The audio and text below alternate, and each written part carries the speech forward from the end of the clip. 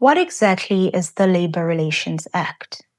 The Labor Relations Act, or LRA, is a South African law that was passed in 1995. It is the main law that regulates the relationship between employers, employees, and trade unions. Whenever you hear me say LRA, just know that I'm referring to the Labor Relations Act. This act focuses on protecting workers' rights, promoting collective bargaining, preventing unfair dismissals, and setting up ways to resolve workplace disputes peacefully. Now, let's look at the specific purposes of the Labor Relations Act. Promotes fair labor practices between employers and employees. It ensures that both sides are treated fairly and lawfully. For example, no unfair dismissals or exploitation. Provides a framework or structure for labor relations between employers and employees. It sets out the structure and principles that guide how businesses and workers engage with each other on workplace matters. Promotes collective bargaining at the workplace.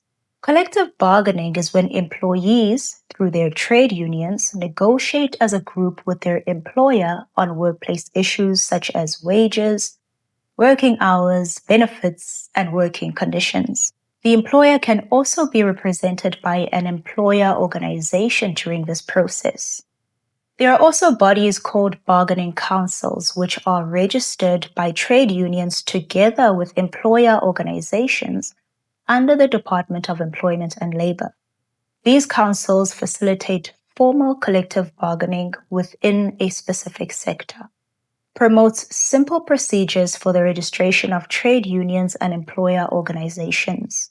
A trade union is a legally registered organization that protects workers' rights.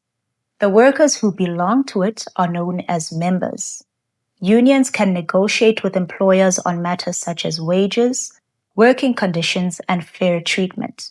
If necessary, they can also represent or stand in for employees in grievances and disputes. An employer organization is a legally registered body that represents the interests of employers or business owners. Just like trade unions represent workers, employer organizations support businesses. Companies that join these organizations are also referred to as members. Promotes workplace forums to accommodate employees in decision-making. While a workplace forum is legally recognized, it is not a registered organization like a trade union. It is simply a group of employees within the workplace who represent the internal workforce.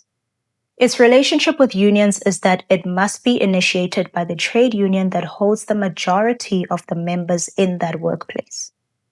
Workplace forums exist to give employees a stronger voice in workplace matters and can rely on union support when needed.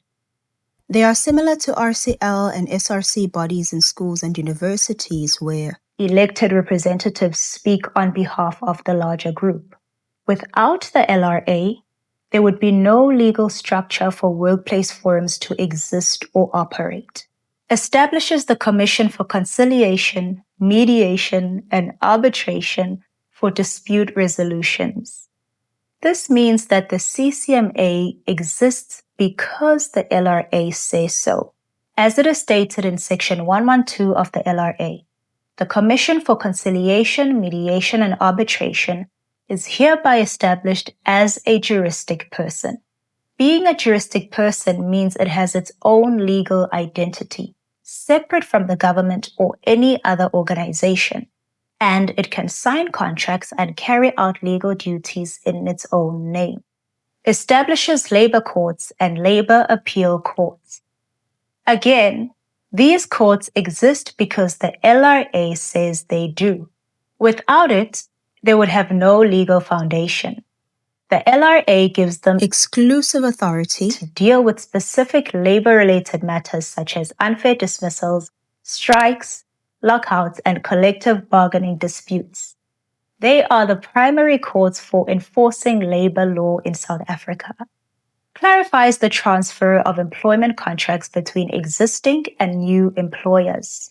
When one business buys another or two businesses merge, Employees' jobs can be at risk, and the LRA helps to protect them by setting out rules for how employment contracts should be transferred from the old employer to the new one. Advances economic development, social justice, and labor peace to ensure that the workplace maintains the basic rights of employees.